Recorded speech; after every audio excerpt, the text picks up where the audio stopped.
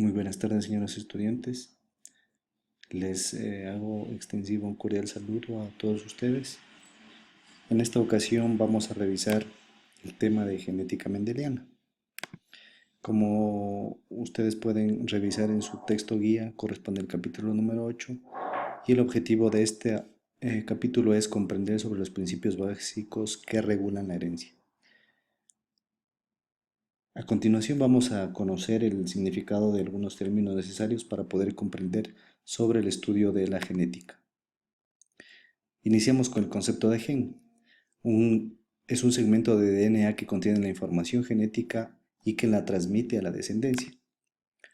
Un alelo son dos o más formas diferentes de un gen. Estos pueden ser dominantes o pueden ser recesivos. Dominantes pueden ser, en el caso de esta franja roja, cuando se presenta en los dos cromosomas, en el paterno y el materno. Y el recesivo se presenta en el paterno y en el materno, y en este caso en la gráfica central donde vemos una banda dominante y una recesivo vendría a ser un heterocigoto, donde se va a expresar siempre el dominante, que va a ser el de la franja roja. Locus es la ubicación definida de un alelo dentro de un cromosoma. En este caso ese cromosoma, el locus viene a ser el lugar que ocupa en el cromosoma. ¿Qué es un cromosoma? Es una estructura altamente organizada formada por ADN y por proteínas. Los cromosomas homólogos. Es un par de cromosomas que presenta el mismo tipo de información, pero cuyo origen es diferente. Es decir, son entregados por los progenitores distintos en la meiosis. Entonces aquí tenemos el cromosoma paterno y el cromosoma materno. ¿Sí? Cada uno de estos cromosomas tienen los genes que se comparten de igual manera en el otro cromosoma paterno. El genotipo. El genotipo viene a ser todo el conjunto de genes que identifican a una especie y los hace diferente de otras. Y luego hablamos del fenotipo. ¿Qué es el fenotipo? Es una expresión de los genes que se asocia a un medio favorable o desfavorable o neutro. En este caso los genes, hablamos de la estructura genética del organismo más el entorno me va a dar un fenotipo. El fenotipo está formado por el genotipo y el ambiente. ¿Sí? Por ejemplo, en este caso, la mosca de ojos color rojo presenta un genotipo RR para el color de ojos, o R mayúscula, R minúscula para el color de ojos, y el fenotipo es lo que podemos ver nosotros. Lo mismo ocurre en la mosca de ojos color verde. El homocigoto viene a ser un organismo que presenta dos alelos iguales para una característica determinada. Por ejemplo, en el caso de las semillas, un homocigoto dominante es la que me permite evidenciarlo a través del color de la semilla amarilla, o verde es un homocigoto recesivo, se lo representa con la letra minúscula. Ahora, ¿qué es un heterocigoto? Es un organismo que presenta los dos alelos, tanto el alelo dominante como el alelo recesivo, ¿sí? Y siempre se va a expresar el alelo dominante sobre el recesivo. Bien, ahora, ¿qué es lo que nos explican los experimentos que hizo Mendel? Usted a lo mejor tiene la duda de por qué un hijo se parece a la madre en ciertos rasgos y al padre en otros, o por qué ciertos caracteres parecen saltar una generación y el niño se parece más a su abuelo o a su padre. Estas son algunas preguntas que nos hacemos actualmente y que Mendel se las hizo en su momento, y también ya existían en aquellos momentos ciertos criadores de plantas y animales que intentaban obtener variedades con ciertas características beneficiosas para el ser humano. Pues bueno, aquí aparece Gregor Mendel, es un monje austríaco quien inició los experimentos que más tarde proporcionarían las primeras respuestas rigurosas a las preguntas sobre la herencia. Entonces, Gregor Mendel eligió un vegetal que es la arveja común porque es muy fácil de cultivar, crece con rapidez y con características claramente diferentes al ser líneas puras. Él eligió organismos con estas características hereditarias con variantes bien definidas y mensurables, como por ejemplo el color de la semilla, o verde o amarilla. Él estudió la progenie de la primera, de la segunda y de subsecuentes generaciones, y al final él recolectó todos estos datos, los organizó e hizo varios test para comprobar lo que él había mencionado. Entonces, inicialmente Mendel cruza una planta de semillas puras de color amarillo con una planta de semillas puras de color verde.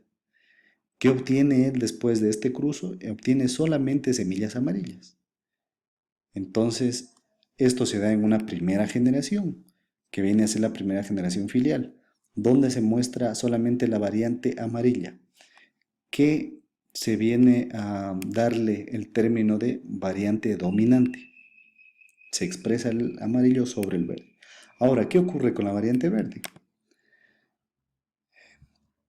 Para encontrar esta respuesta, Mendel usó estas plantas que obtuvo en la F1, como lo vimos en la diapositiva anterior, y las autopolinizó. De manera que en esta F2 ya reaparece la variante recesiva. En este caso es la variante de color verde. Sí, que en la primera generación no aparece, pero en una segunda sí aparece ya la variante de color verde. Entonces, ¿qué viene a ser esta primera ley de Mendel o principio de segregación?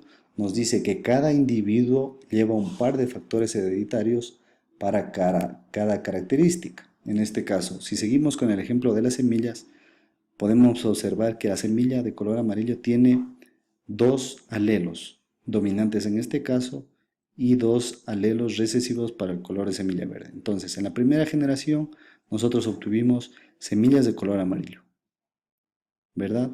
Ahora, para la segunda generación, Mendel tomó solamente semillas heterocigotas, es decir, que tengan el alelo dominante y el alelo recesivo. Entonces la mezcló con otra heterocigota del mismo tipo y aquí es donde podemos observar que ya aparece la variante recesiva. Entonces, estamos diciendo que cada individuo va a llevar un par de alelos hereditarios por cada característica, es decir, por color amarillo lleva dos alelos. En este caso pueden ser dos alelos dominantes, miren cómo está aquí. Puede ser para el color verde el recesivo, o puede ser un heterocigoto por, como lo vimos anteriormente, por el cruce de estas dos especies. Ahora, ¿cómo nosotros podemos predecir los tipos de descendencia?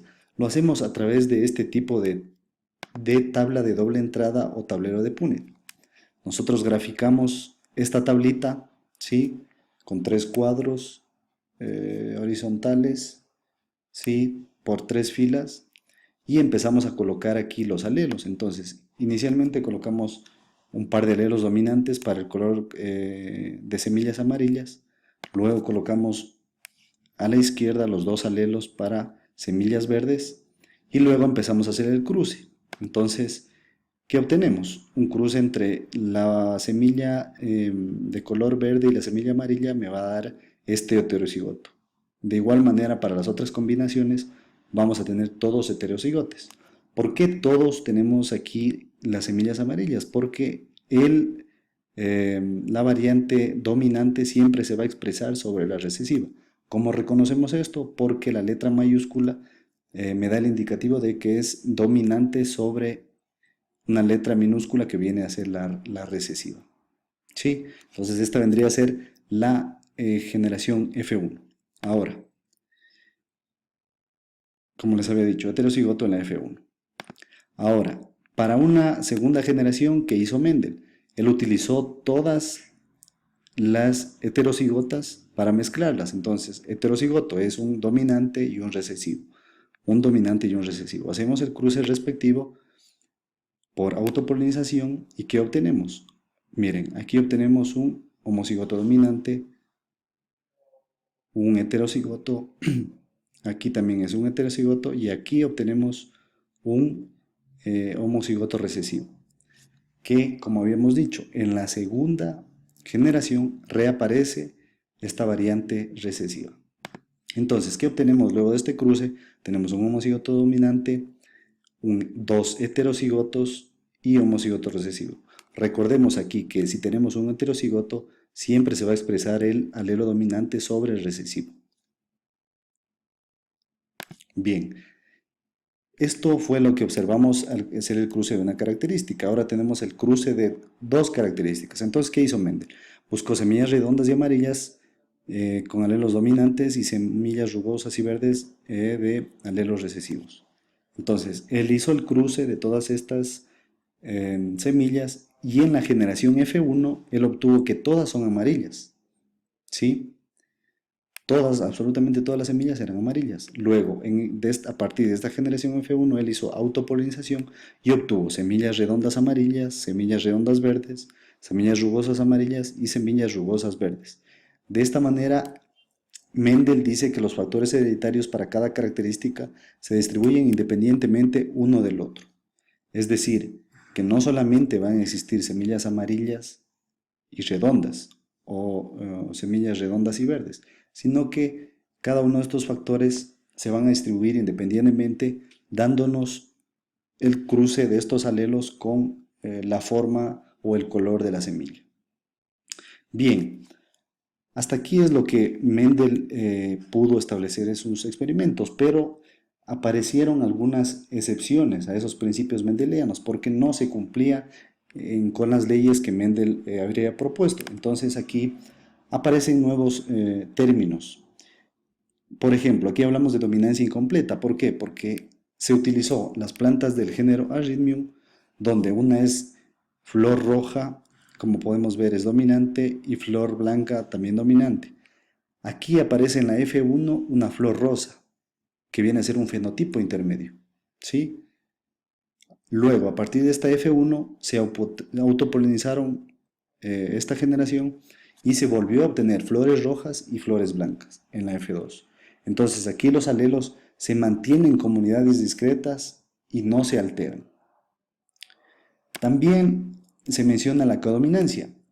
Es donde los individuos heterocigotos expresan los dos alelos. Esto se da posiblemente en los grupos sanguíneos humanos ABO. También se menciona sobre alelos múltiples.